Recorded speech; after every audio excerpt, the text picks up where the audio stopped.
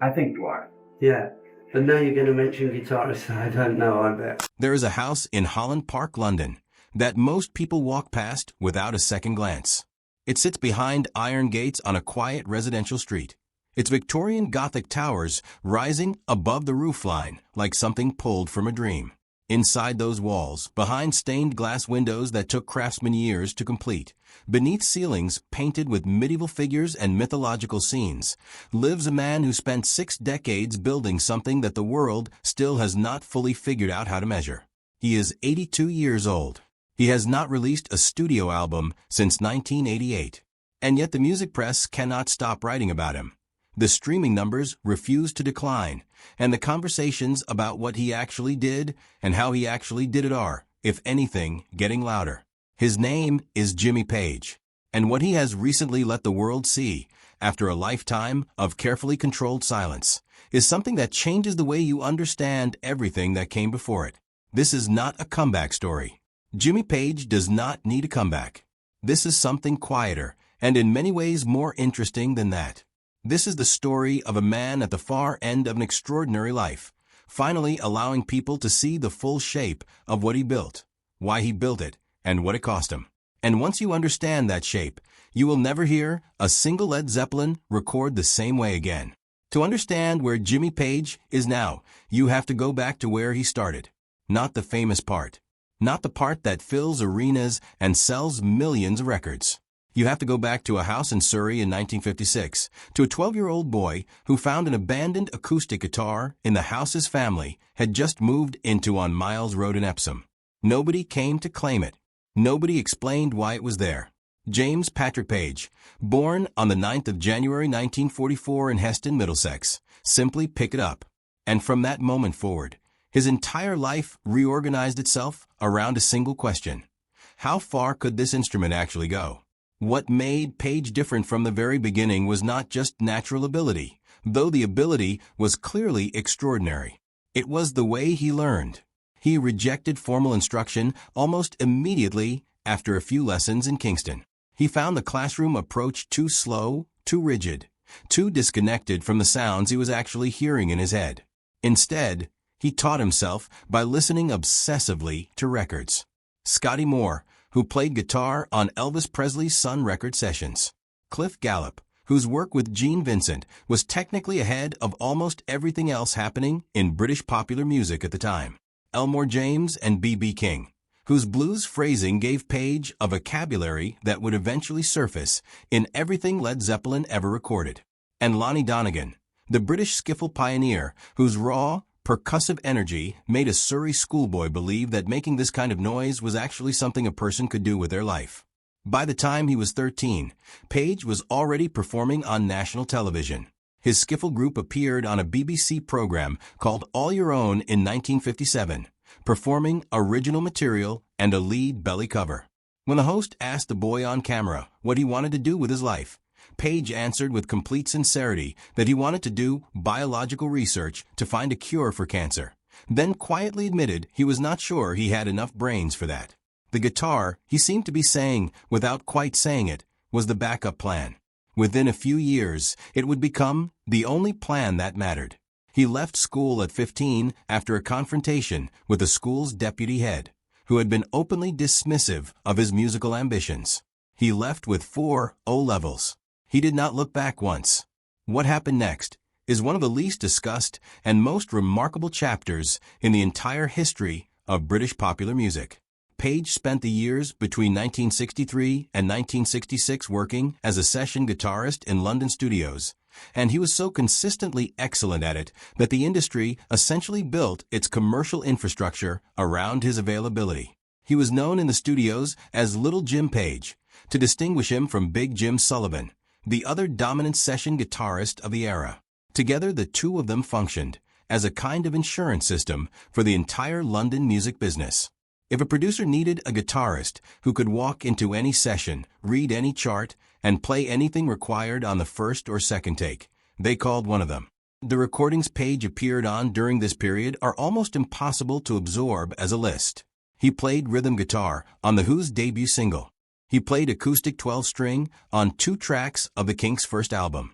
He appeared on Marianne Faithfull's early recordings, on the orchestral James Bond soundtrack work being done by John Barry, on sessions for Donovan, Joe Cocker, Tom Jones, Petula Clark, and Cliff Richard.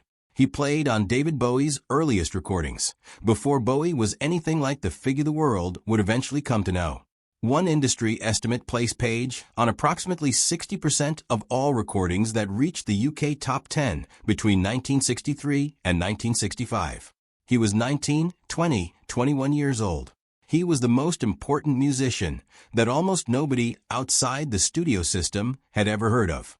And crucially, this period taught him something that would define everything he did afterward.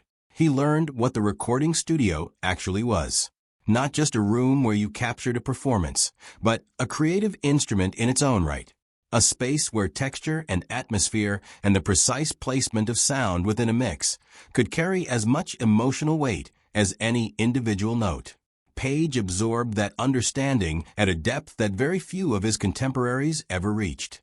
When he eventually got his own band and his own creative freedom, he knew exactly what to do with a studio in a way that most rock musicians of his generation simply did not. The formation of Led Zeppelin in 1968 is a story that has been told many times, but the version that usually gets told leaves out the part that matters most. The part that matters is not the mythology. It is the decision-making. Page was offered the lead guitarist slot in the Yardbirds twice before he accepted it. First when Eric Clapton left in 1964, then again in 1965. He said no both times. The first time out of loyalty to Clapton. The second time because he recommended his childhood friend Jeff Beck instead, a decision that says something important about how Page thought about his own career. He was not in a hurry. He was not chasing opportunity for its own sake. He was waiting for the right situation, the one where he would have genuine creative control. And he was patient enough to let lesser situations pass.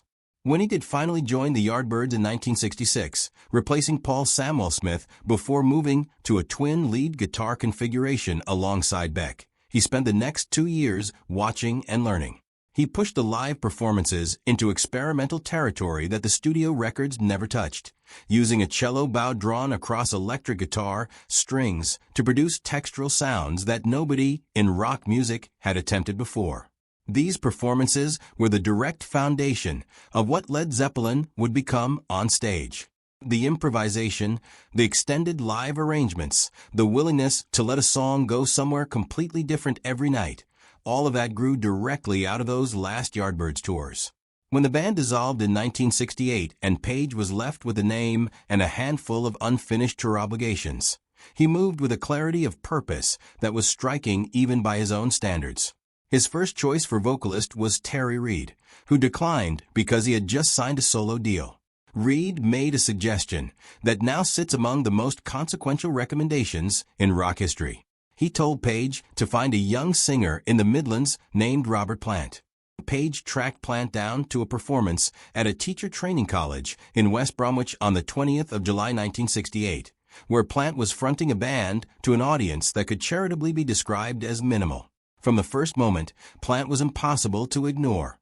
After the show, Page told him simply that they should get together if he was interested. Plant brought John Bonham with him, his friend from the Midlands, a drummer whose physical power and musical instinct were immediately and obviously unlike anything Page had encountered before. Bonham was difficult to recruit. He had other offers. His wife was skeptical. Page watched him play at a Tim Rose concert and described his reaction in terms that left no room for ambiguity. He had never seen anyone quite like Bonham. That was enough. John Paul Jones completed the lineup by reaching out to Page directly, prompted by his wife, who had spotted a newspaper article about Page's plans. Jones was making excellent money as a session musician and arranger, but had stopped enjoying the work entirely. Page said yes without a moment's hesitation. The four of them played together for the first time in a rehearsal room beneath a record shop in Soho in August 1968. People who were present have described the energy in that room as something close to physical. Within 4 months, they were playing their first dates in the United States. The machine was running. What Led Zeppelin built over the 12 years that followed is the kind of achievement that resists easy summary. All 9 of their studio albums reached the top 10 on the American Billboard chart. 6 of those reached number 1. 8 consecutive albums reached number 1 in the United Kingdom. Total worldwide sales are estimated somewhere between 200 and 300 million records, a range so large that it illustrates how difficult it is to fully account for what they actually sold. Led Zeppelin 4 alone has sold over 37 million copies.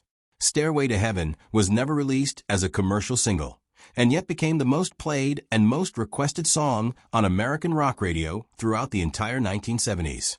But the numbers, as extraordinary as they are, do not capture what Page actually built. The commercial structure of the operation was as deliberate and as carefully designed as the music itself.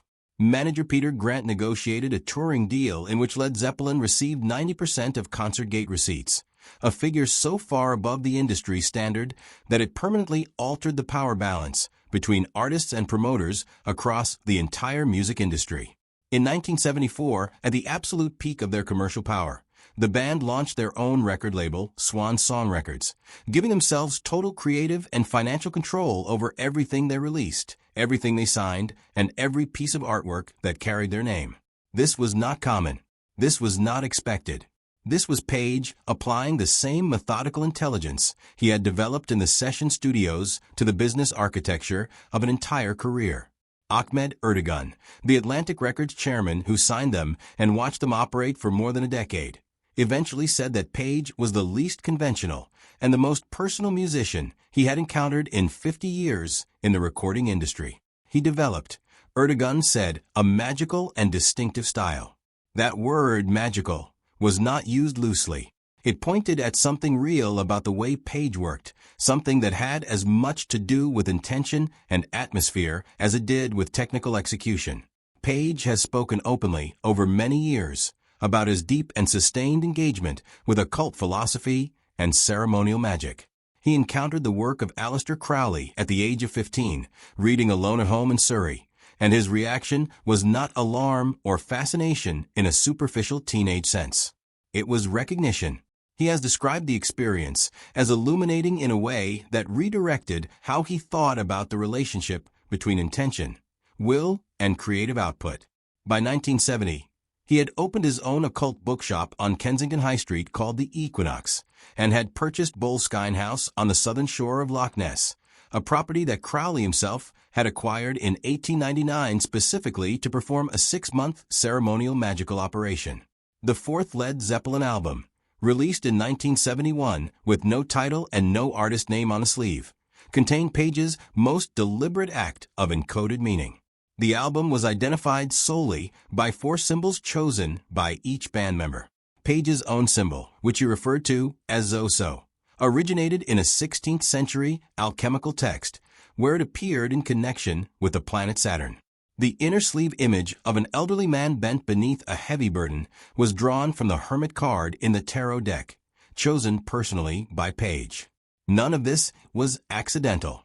All of it was an instruction, delivered in a language that would only be legible to people who already knew how to read it. Whether you find this aspect of Page's life compelling or troubling or simply interesting says something about what you bring to it.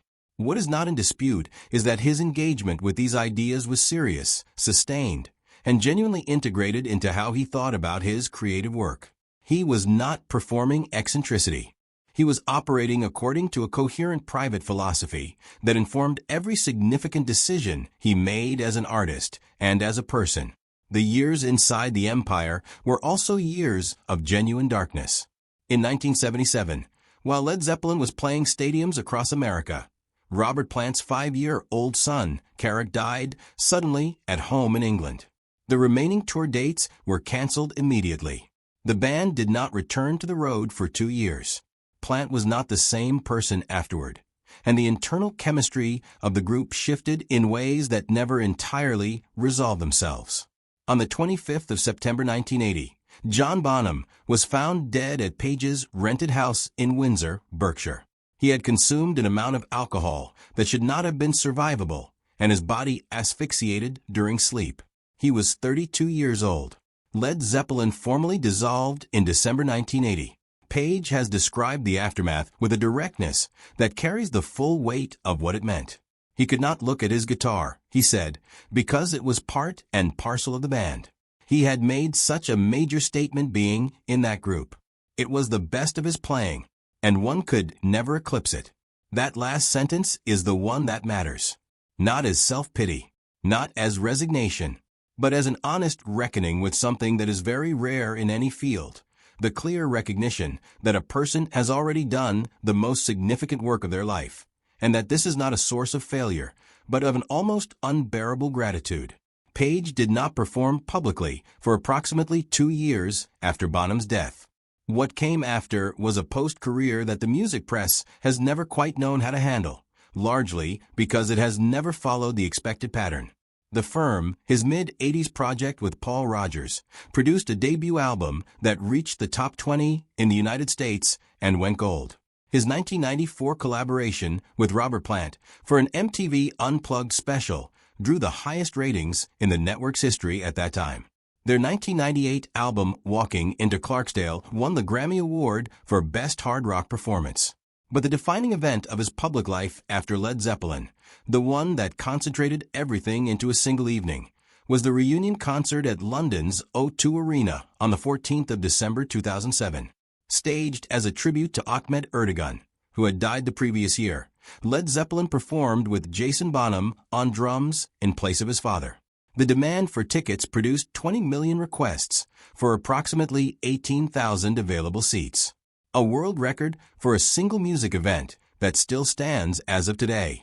The concert was filmed and released as Celebration Day and won the Grammy for Best Rock Album in 2013.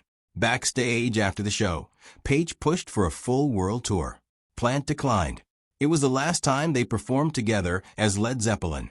And that gap between what Page wanted to do and what Plant was willing to do has defined the final chapter of the public story in ways that neither man has ever fully resolved. What Page has allowed people to see recently is something different from any of this.